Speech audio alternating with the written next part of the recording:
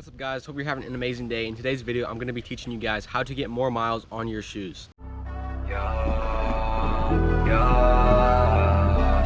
down with the game.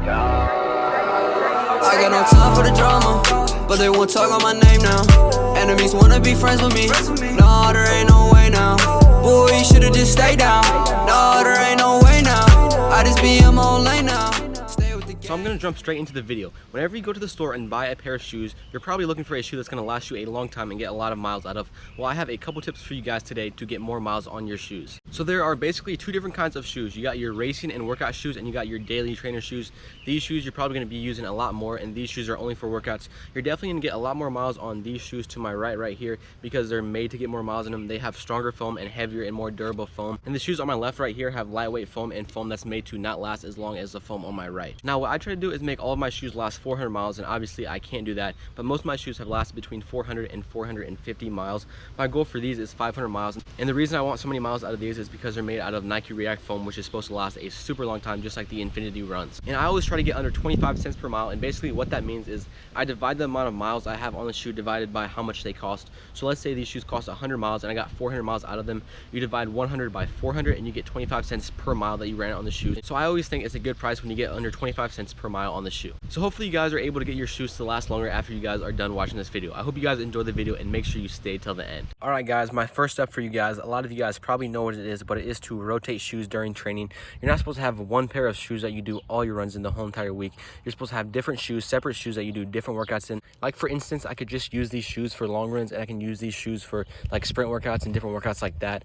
But the reason that you want to do this is so the shoes can recover from day-to-day training. If you wore a pair of shoes every single day, they'd have no recovery. But if you switch shoes, like say I wore this shoe one day and then I switched to this shoe the next day, while this shoe is resting, the foam would have time to rise up and recover kind of. So yeah, a lot of people already know about this trick. A lot of coaches already know about this trick, but there are still a few people that don't know about this trick that makes your shoes last a lot longer. And the more shoes that you have that you can actually rotate between training to training, the longer your shoes are going to last. Step 2 is to make sure you never put your shoes on like this. Whenever you put your shoes on, you don't want to pull it back. Whenever you put your shoes on, you want to make sure you untie your shoes and then retie them after you're done.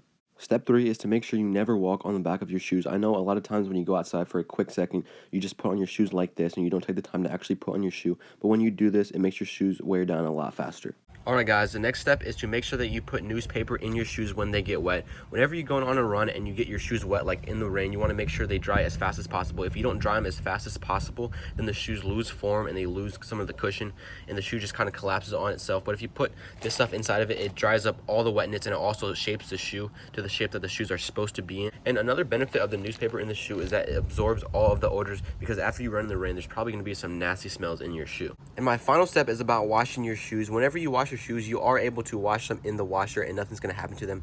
But my biggest advice is to not put them in the dryer, because when you put them in the dryer, it de-shapes them and it's really not good for the shoe. So whenever you wash your shoe, you can put it in the washer, but don't put it in the dryer. And when you're washing your shoe, you don't want to get super crazy and wash every single little crevice. You just want to make sure you get the general area and not every single little part, because sometimes that ruins the shoe a little bit more. All right guys, we just finished the video. I hope you guys enjoyed. If you did, make sure to give it a like and subscribe.